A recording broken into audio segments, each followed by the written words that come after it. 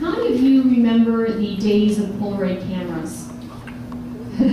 Okay, so we still remember, even though we're much more accustomed to digital cameras. So I'd like you to imagine, here's the old Polaroid camera.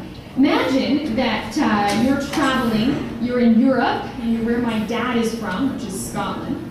And let's say you're in Scotland and you go to a particular lake that's well known, a lake called Loch Ness. And you're on a boat on Loch Ness, and about 2 arms lengths away from you, you see what everyone thought was a myth, which was the Loch Ness Monster. And so in great excitement, not only do you see the head of this Loch Ness Monster, but all the bumps of the body, and you grab the only camera you have with you in the boat. And that camera is a Polaroid camera. So you snap a photo, and of course what spits out with that little white card with an image that begins to develop. Now let's say as you're, the card just spits out, next it goes under the water, but you're not worried because you have a photo of it. So let's say you're in the boat with a friend of yours who's never seen a Polaroid camera before. So your friend, excited to see this card spit out with an image, grabs the image to look at it. But when your friend looks at the image, because the photo isn't developed yet, she just sees brown smudges.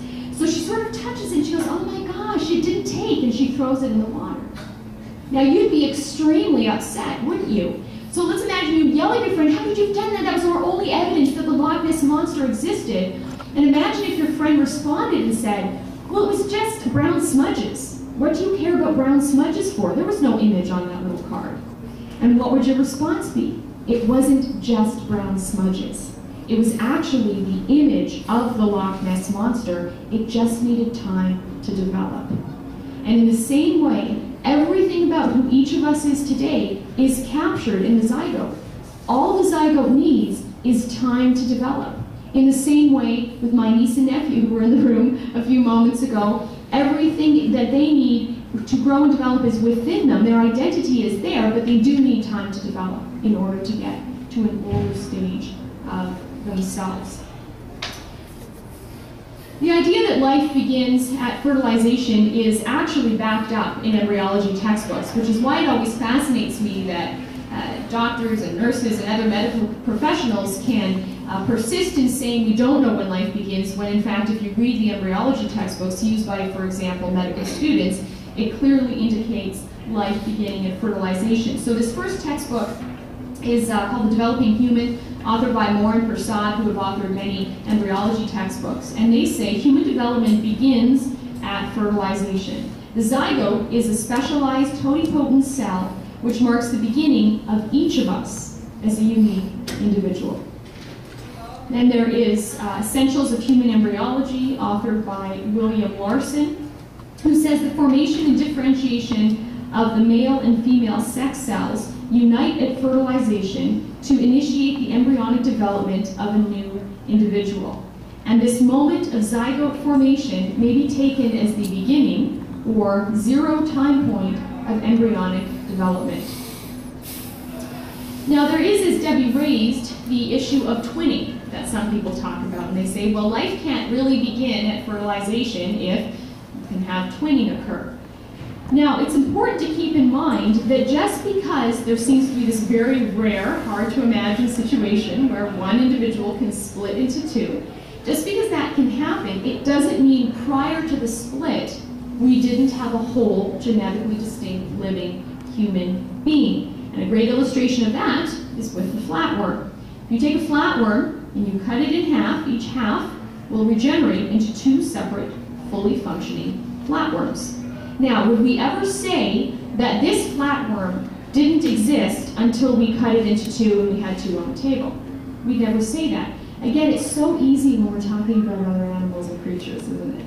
But when we talk about our own, somehow we complicate it, say, well gosh, if it can split into 2, it couldn't have been one individual. But it was one individual who happens to, in some situations, split into 2. Now, there are some who will then say that pregnancy can't begin at fertilization, or life doesn't begin at fertilization, it begins at implantation, because that's when a pregnancy test will come back positive, whereas prior to implantation, it will not. And the response to that, of course, is that it doesn't mean life doesn't begin at fertilization just because we can't detect that. that's more a reflection of how good or bad or strong or weak our pregnancy tests are. And of course, you can detect pregnancy prior to implantation via testing for early pregnancy factor, but those tests are very difficult to obtain and are not the norm. So the typical or normal test would be an HCG pregnancy test, testing for human chorionic gonadotropin in the urine. And of course, that's only going to be detected once implantation occurs, when that hormone gets released.